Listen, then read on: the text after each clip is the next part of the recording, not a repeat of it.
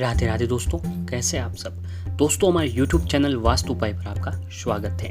हमारे चैनल को सब्सक्राइब कीजिएगा और हमारी वीडियो को लाइक, शेयर और कमेंट्स जरूर कीजिएगा। दोस्तों, यूँ तो भगवान की पूजा करने के लिए किसी खास दिन की कोई ज़रूरत नहीं होती है, क्योंकि भगवान की पूजा हम किसी भी दिन कर सकते हैं, जब भी सच्चे मन से भगवान को याद किया जाता है।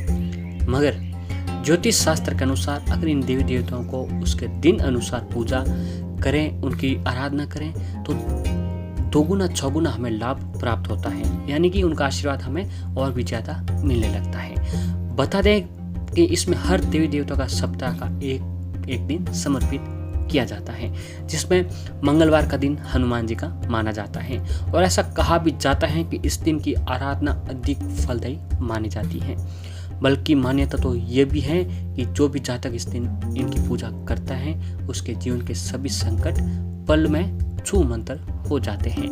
मगर कुछ लोग ऐसे ही होते हैं, यूँ कहें कि लगभग सभी लोग ऐसे होते हैं जिनके पास अपने दिनचर्या में इतना समय नहीं मिल पाता कि वो विधिवत इनकी पूजा कर सके।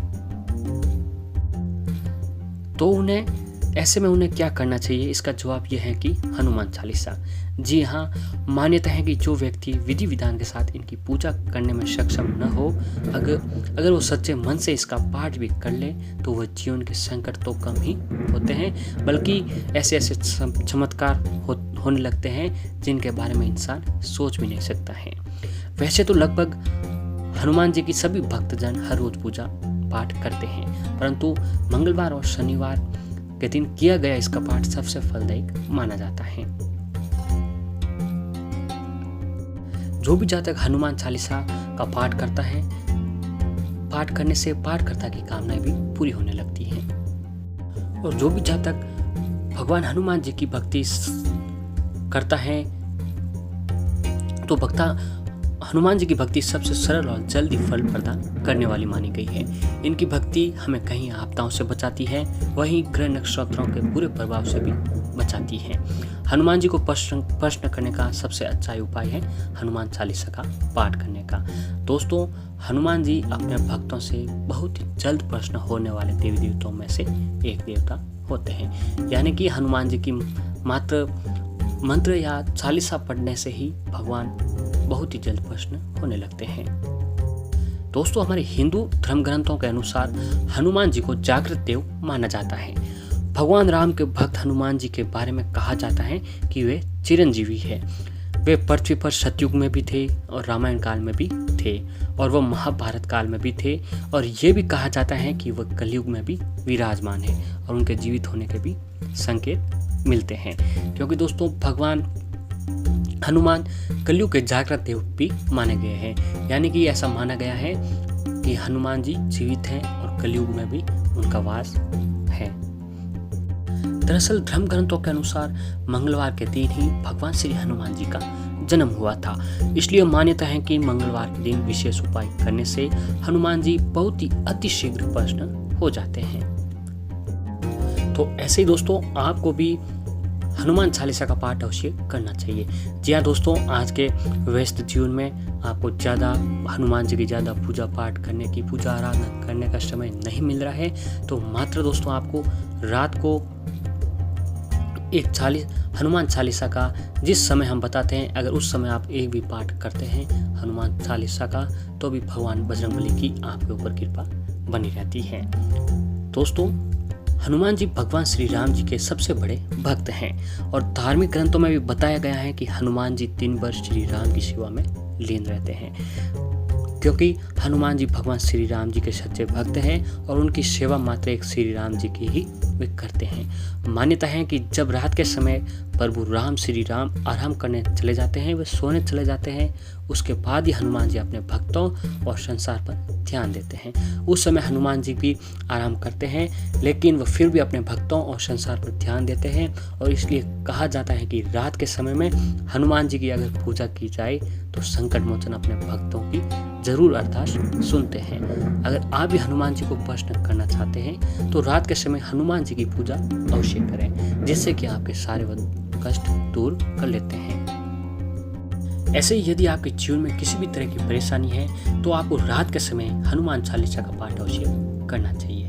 लेकिन एक बात का जरूर ध्यान दें, अगर आपने पूजा पाठ 9 बजे रात को शुरू की है तो हर दिन उसी वक्त आपको करनी चाहिए।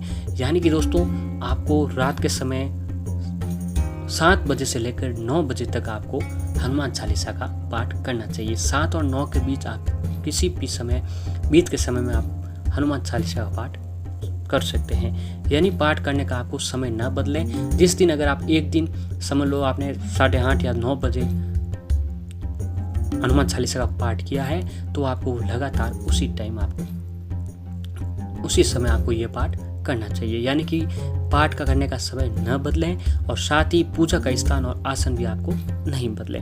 ऐसा आप अगर लगातार 21 दिनों तक लगातार पाठ करते हैं तो आप देखेंगे कि आपकी जो भी समस्या थी वो हल होना शुरू हो जाएगी और आपके जो भी जिस प्रकार की परेशानी थी वह धीरे धीरे खत्म होने लग जाएगी।